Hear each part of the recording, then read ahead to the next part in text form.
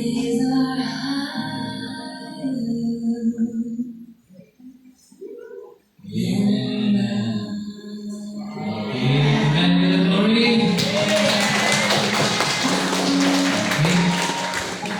Okay, so, napabigasan yung relatives share sila yung sila yung they call on Mom Sven. Amen. Mom Sven, Vice President.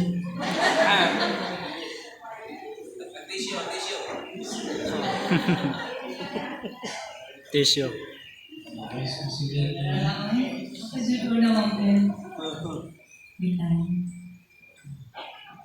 So, bitan. Wala yung piniguna kay dito kabalong sa'yo na. Okay.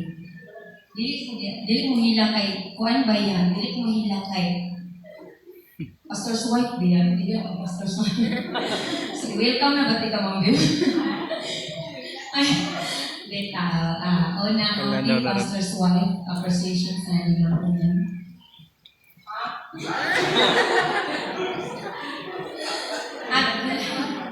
Bitaw na.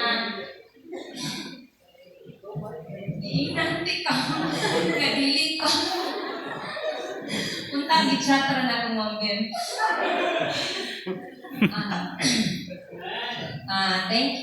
Thankful kay ko sa Ginoo sa life ni Ma'am Belen.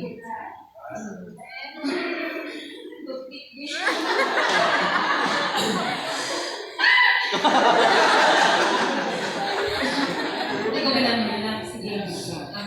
Wala na ron. Thankful kayo ko as in dako ko siyang blessing sa labi na sa mga married ladies. Nalang ko i-share gamay. Ako and first na ako ilang pa ko ka years dire. Kanya bitaw nakita na ko sa life ni Ma'am Bilis kanang nakola perfect kaayo bitaw sa tanan. Makita na ko si pastor yung kumang abi na ko wala jud sila problema. Daw sila maka-sweet kaayo anak bitaw wala na jud Ma'am Bilis tanan. Then one time kanang gikuan ko niya kanang bitaw bago pa kang na-save. Mga po ang is kanang ganahan ko ma-comfort ko kung nakol mga friends. So, palabarkada ko. So, klaro nakakayos na yun. Siya jud na ang nagkuhan ako nga. Kanang bitong usaaw, kanang ning resign ko sa work na ko is dito na ko nakuhan nga. Marag, kulang kay life ba?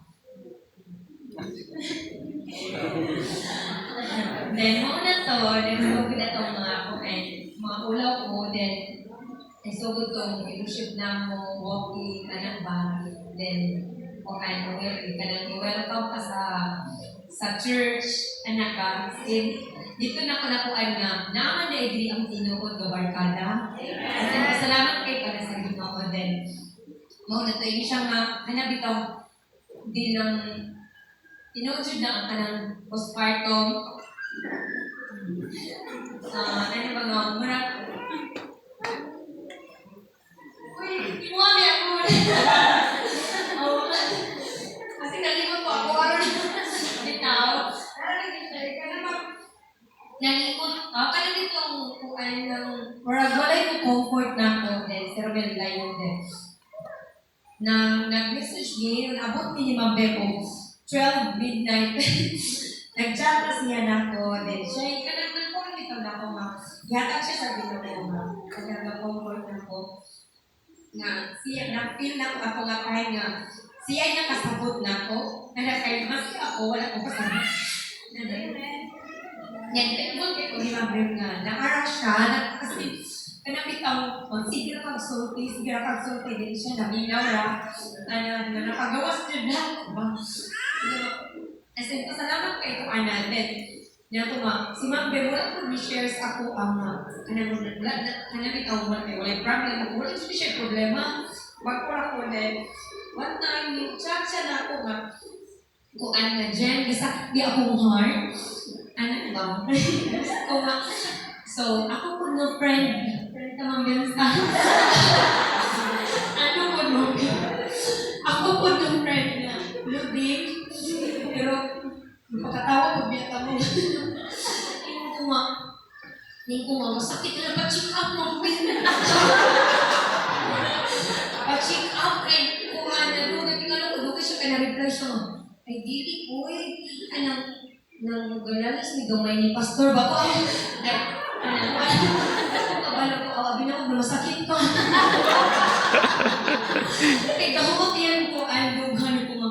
Dito ko nakarealize na, parehas na po di ay nato si Ma'am Bel, nakakanak ko. So, dito na ko nakarealize nga, grabe kaayo ang ibuhat ni Ma'am Bel nga. Sa kadaghan na to, sa kadaghan na to nga, buliyagol. Okay? Madala na ba?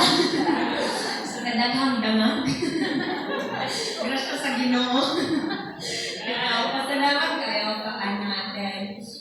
Blessing jud kaayo. Makita naman nimo bago pa ka na-save, makita na mo the way siya mag-dress. Anak ba? Nabi ng ako, bago kong na-save. So, kiat pa kayo ka lang. Dawin ko mag-dress, mag-aanak ka nga, kabi na mong sakto na, di pa dyan ay.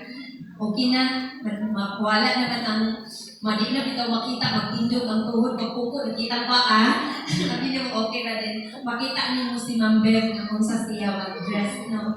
Blessing na kayo, thankful kayo po, anak. Then, thankful po ko sa life ni Ma'am Bev sa iyang kanang, kanang summer fellowship na mo. Kasi daghan kaayo nga kuan bitaw, daghan kayo nakita nga igamit siya sa Ginoo sa mga bata, sa mga youth, mga labing mga lilis. Then, namo po mga meron. So, dili ni mo mahalata ang naong ni Ma'am Bimno kay kuan mag-fellowship ni serious kaayo, pero dulot. Di ka makakuha na pinanani dahil sa mga member dahil sa. So, as in, kuhaan ka ayaw ikaw. Mukod dyan na bito ko. Welcome, Ma'am Bim. Welcome na nakas Ma'am Bim. Ano siya, di mahila. Blessing jud ka ayaw kay kanang nakatabang kayo siya. Dili man tanan, di jud tanan masulod.